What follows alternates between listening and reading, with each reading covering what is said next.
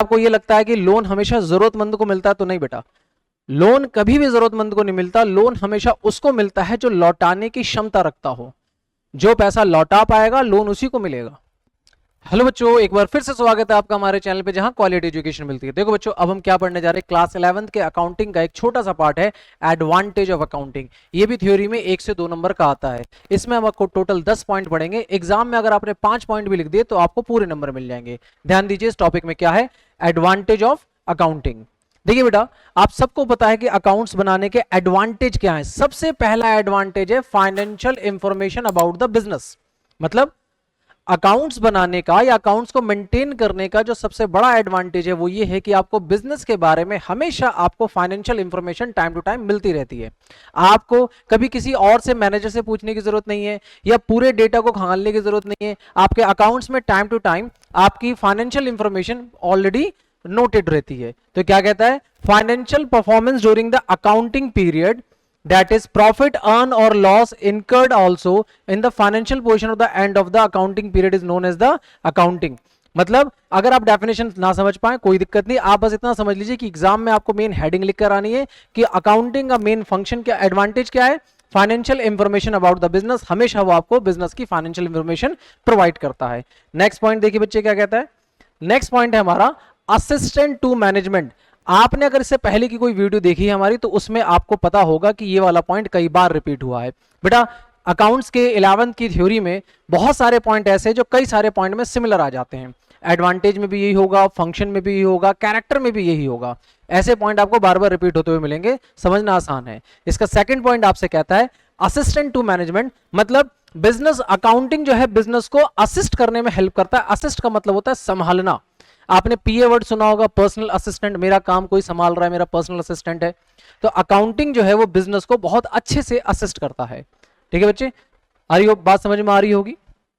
अगला पॉइंट क्या कहता है, रिप्लेस मेमोरी। ये कैसे काम करता है बच्चे, मान लीजिए आपने 2024 में आपके कंपनी को 2 करोड़ का मुनाफा हुआ और 2025 में आपकी कंपनी को 4 करोड़ का मुनाफा हुआ। दैट मीन अगर चीजें अकाउंटिंग रिकॉर्ड में मेंटेन होगी तो आप उसको याद रख पाओगे। अगर इस चीज को अगर रिकॉर्ड मेंटेन नहीं किया तो आप चीजों को याद नहीं रख पाओगे। और इसमें एक फायदा और होता है कि आप इजीली कंपेयर भी कर पाओगे। तो एडवांटेज में यह भी फायदा होता है कि आप अकाउंटिंग से प्रीवियस ईयर के टॉपिक को इस ईयर के टॉपिक से या प्रीवियस ईयर के प्रॉफिट को इस ईयर के प्रॉफिट से कंपेयर कर सकते हो। और साथ ही साथ ट्रांजैक्शन याद रहते हैं, रिकॉर्डिंग फॉर्म में हो। अगर ओरली अगर अपने माइंड में ऐसे रखा तो वो याद नहीं रहेंगे, दिमाग से उड़ जाएगा। तो नेक्स्ट फायदा जो होता है वो होता है रिप्लेस मेमोरी।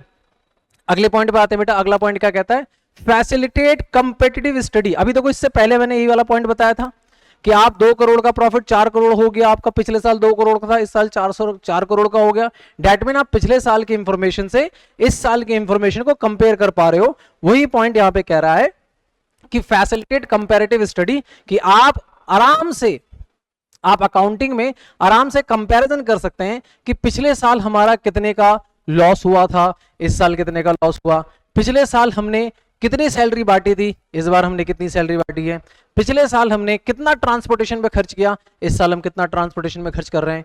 तो ये जो कंपैरिजन स्टडी है, कंपैरेटिव जो स्टडी है, 2 साल के डेटा को कंपेयर करना, ये तभी पॉसिबल है जब आप अकाउंट्स मेंटेन करके रखेंगे। तो नेक्स्ट फायदा क्या है, नेक्स्ट फायदा है फैसिलिटेट कंपैरेटिव स्टडी। अगले पॉइंट की तरफ बढ़ते बेटा। अगला पॉइंट क्या कहता है, facilitate settlement of tax liability. देखो आप सबको पता है कि जिस देश में हम बिजनेस करते हैं उस देश की गवर्नमेंट को हमें टैक्स देना होता है।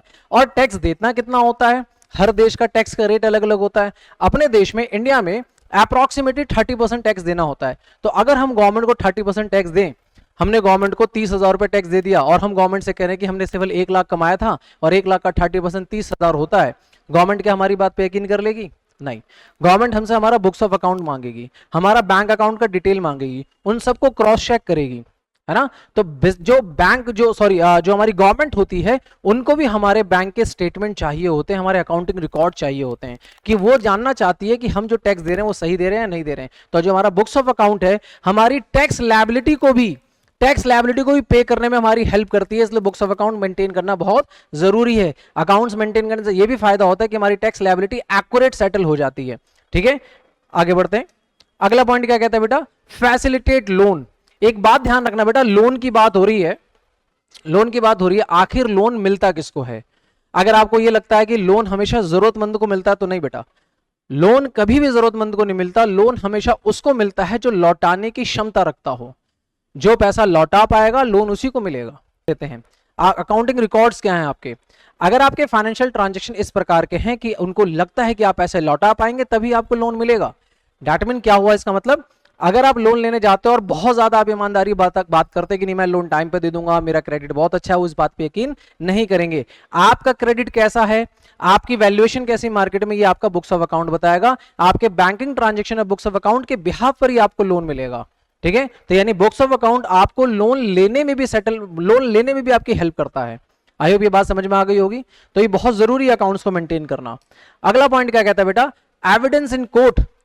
खुदा ना खास्ता कभी ऐसा हो जाए कि आपके दोनों पार्टनर्स के बीच में झगड़ा हो जाए, कौन कितना शेयर ले रहा है, किसने कितना पैसा कैपिटल में कंट्रीब्यूट किया था, किसने कितना शेयरिंग ले लिया, इन सब का जो सबूत है, इन सब का सबूत आप कोर्ट में कैसे दिखाएंगे? आप अकाउंट्स के रूप में ही दिखा सकते हैं।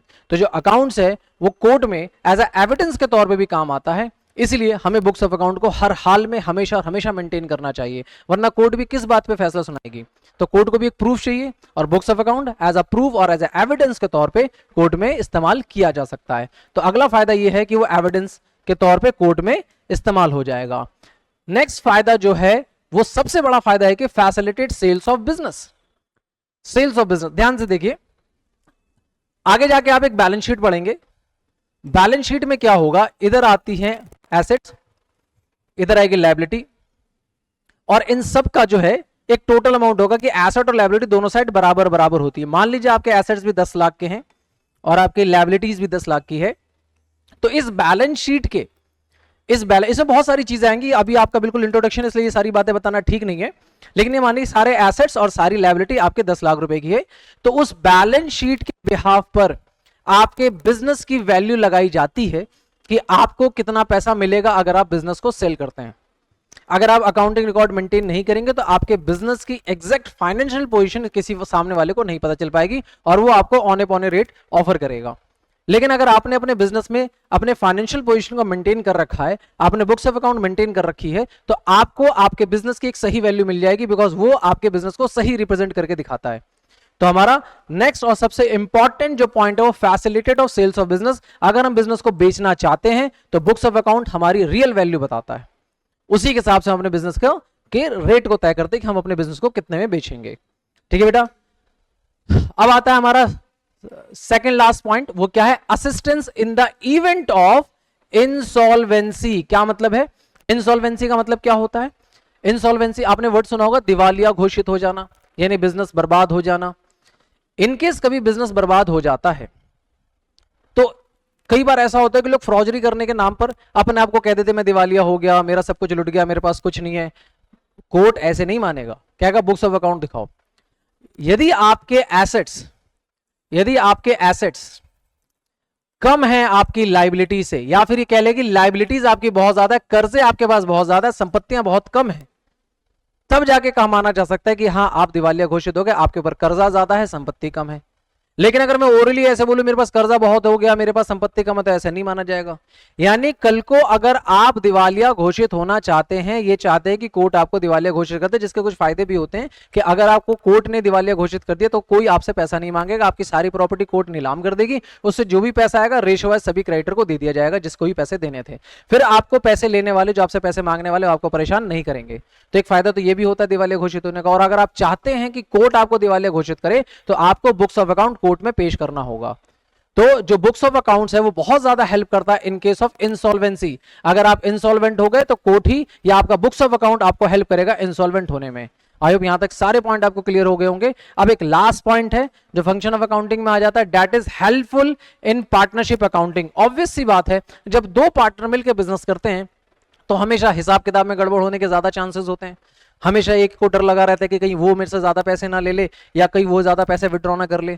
तो जो बुक्स ऑफ अकाउंट होते हैं वो हमेशा हिसाब को बराबर रखता है, या बुक्स ऑफ अकाउंट एक एक चीज शो ऑफ करता है कि उस पार्टनर ने इतना कैपिटल कंट्रीब्यूट किया, उस पार्टनर का इतना रेशियो है प्रॉफिट शेयरिंग का। तो इस बात को मेंटेन रखने के लिए और इस बात को प्रॉपरली अप्लाई करने के लिए हमें बुक्स ऑफ अकाउंट का होना बहुत ज्यादा जरूरी है। आई होप ये पॉइंट आपको समझ में आ गए होंगे। टोटल इस वीडियो में हमने 10 पॉइंट कवर किए। अगर आप एग्जाम में 5 पॉइंट भी लिख के आते हैं तो 2 से 3 नंबर का टॉपिक ये आता है और आप इजीली 2 से 3 नंबर अचीव कर लेंगे। आई होप यहां तक सारे पॉइंट आपको क्लियर हो गए होंगे। अगर फिर भी कोई डाउट है तो आप हमसे कमेंट सेक्शन में बात कीजिए, हम आपके हर एक डाउट को पूरा करने की पूरी कोशिश करेंगे। अदरवाइज अगर इस वीडियो से आपको जरा सा भी वर्थ मिलती है तो आप हमारे चैनल को लाइक करें, सब्सक्राइब करें, औरों तक हमारे चैनल को पहुंचाएं ताकि क्वालिटी एजुकेशन हर किसी तक पहुंचे। मिलते हैं हम आपसे नेक्स्ट वीडियो में, तब तक के लिए बाय।